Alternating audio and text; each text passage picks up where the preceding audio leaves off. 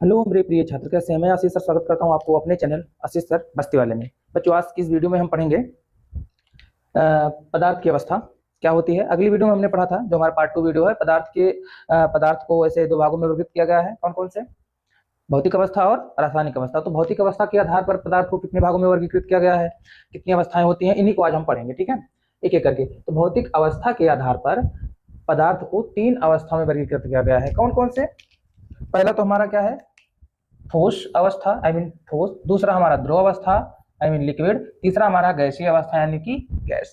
तो एक एक करके देखते हैं। पहले हम ठोस को, अगली वीडियो में मैंने थोड़ा थोड़ा बता दिया था, इस वीडियो में भी बात कर लेता हूँ। जो ठोस होते हैं इनके ये बहुत जटिल होते हैं। इनके बीच, इनके जो अणु और परमाणु जिनसे मिलकर ये बने होते हैं, इनके बीच अंतरा आणविक जो स्थान होता है वो बहुत क्या होता है? कम होता है। ठीक है भैया, ऐसे लाइकली समझ लीजिए। ये हमारे ठोस हो गए। दूसरी बात आती है द्रव की। द्रव में क्या होते हैं? ठोस की अपेक्षा द्रव में थोड़ा दूर दूर होते हैं, थोड़ा दूर दूर होते हैं। किसके अपेक्षा? ठोस की अपेक्षा। ठोस में जो इनके कण होते हैं बहुत सटे सटे होते हैं। ठीक है, इनके जो कणों के बीच जो आकर्षण बल होता है वो क्या होता है? बहुत अधिक होता है, इसीलिए क्या होते हैं? बहुत सटे होते हैं। द्रव में क्या होता है? ठोस की अपेक्षा थोड़ा कम होता है। आई मीन ठोस की अपेक्षा, ऐसा कह सकते हैं, द्रव ठोस की अपेक्षा अधिक और गैस की अपेक्षा कम, ऐसा कह सकते हैं। और गैस में यही चीजें क्या होती हैं? गैस में बहुत दूर दूर होते हैं, कहने मतलब ऐसे होते हैं। ठीक है, थोड़ा ऐसे बना लीजिए, इस प्रकार से होते हैं। जो गैस में इनके अणु होते हैं वो काफी दूर दूर होते हैं। ठीक है, गैस में जिनके अणु होते हैं काफी दूर दूर होते हैं, ऐसा कह सकते हैं। उनको नगड़ भी कह सकते हैं। नगड़ का मतलब ना, नहीं भी कह सकते हैं। ठीक है, लेकिन हमने दिखा दिया है। देखिए, अब जान लेते हैं ठोस के बारे में। थोड़ी सी जानकारी ठोस के बारे में हमें लेनी है भैया। सॉलिड के बारे में, जैसे सॉलिड क्या क्या होते हैं? लकड़ी हो गई हमारी, ठीक है, पत्थर हो गया, चीनी हो गया। ठीक है, ये सारे के सारे हमारे क्या हैं? ये सारे के सारे हमारे क्या हैं? ठोस हैं। पत्थर है, चीनी है, नमक है, चट्टान है या मेज है, ईंट है आदि, हमारे ये सब क्या है? ठोस है। ठीक है बच्चा, उसके बाद नेक्स्ट हम देखते हैं द्रव यानी लिक्विड। लिक्विड जो बहे, लिक्विड जो बहता है वो सबको हम क्या कर देंगे? लिक्विड। जैसे हमारा क्या है? पानी है। पानी हमारा क्या है? लिक्विड है। ठीक, दूसरी बात हमारा पेट्रोल। पेट्रोल हमारा क्या है? पेट्रोल हमारा क्या है? पेट्रोल हमारा क्या है? लिक्विड। अल्कोहल है आदि, हमारे सभी क्या है? द्रव है। गैस हमारे क्या क्या होते हैं? जैसे हवा है, भाप है, हाइड्रोजन है, ऑक्सीजन है, नाइट्रोजन है, ये सब हमारे क्या है? गैस है। ठीक है, नेक्स्ट हम बात कर लेते हैं ठोस, द्रव और गैस के गुण के बारे में। उन गुण से उनकी परिभाषा भी हम जान लेंगे। सबसे पहले गुण में ठोस के गुण को देखेंगे। तो जो उसका आकार होता है, ठोस के आकार हमारे निश्चित होते हैं। ठोस के आकार हमारे निश्चित होते हैं। जैसे हमारे हाथ में ये क्या है? मार्कर है। ये मेरे हाथ में क्या है? मार्कर है। तो ये हमारे आकार में क्या है कि निश्चित है, इनके आकार हमें निश्चित रूप से दिखाई पड़ रहे हैं। ठीक है, दूसरी बात, जो ठोस का जो आयतन होता है, ठीक है, एक एक करके देखते हैं। आकार हमारा ठोस का निश्चित होता है और द्रव में हमारा आकार क्या होता है? निश्चित नहीं होता है। द्रव का आकार अनिश्चित होता है। अनिश्चित का मतलब निश्चित नहीं होता है। ठीक है भैया।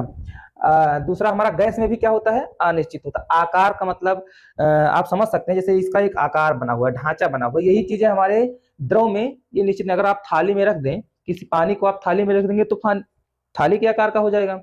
एक ग्लास में रख देंगे तो ग्लास के आकार का हो जाएगा। एक बोतल में रख देंगे तो बोतल के आकार का हो जाएगा। इसलिए जो हमारे मतलब जैसे होते हैं, द्रव के आकार हमारे निश्चित नहीं होते हैं। वैसे ही हमारा गैस है। गैस अगर आप एक सिलेंडर में रखें तो सिलेंडर के आकार का हो जाएगा, वो रहेगा। बोतल में रखेंगे तो बोतल का किसी में मतलब उसका आकार भी निश्चित नहीं होता। नेक्स्ट बात करते हैं उसके आयतन की। तो ठोस का आयतन जो है निश्चित होता है कि ये कितना वजन है, वैल्यूम इसका कितना है। ठीक है, आयतन हमारा इसका निश्चित हो गया। जैसे इसका हमारा कुछ वैल्यूम है, कुछ आयतन है। ठीक है, ये ठोस है हमारे सारे, और इनके कुछ वैल्यूम जो दिए हमारे क्या है? वो हमारे निश्चित। जैसे कि हमारा मान लीजिए लकड़ी, हमने बोला ठोस हमारा क्या होता है?